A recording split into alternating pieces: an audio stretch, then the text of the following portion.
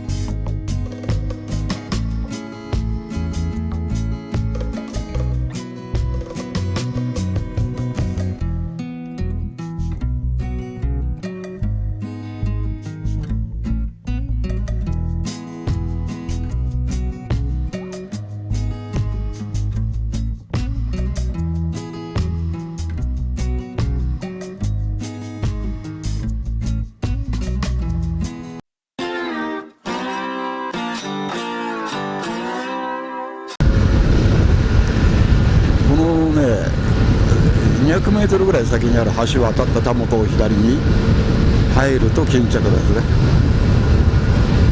はい、看板見えてきました。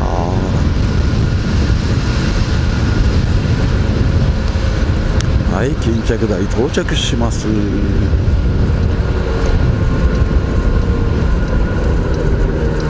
巾着だ。よいしょ。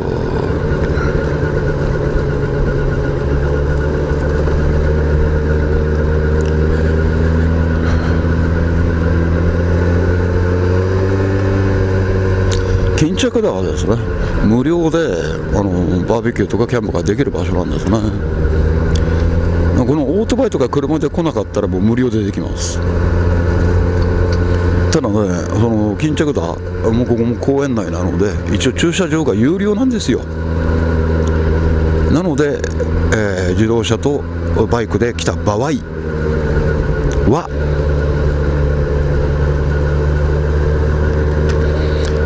料金が取られると、はい、二輪100円、普通自動車500円。1泊、うんで2台、うん、じゃあ400円で、はい、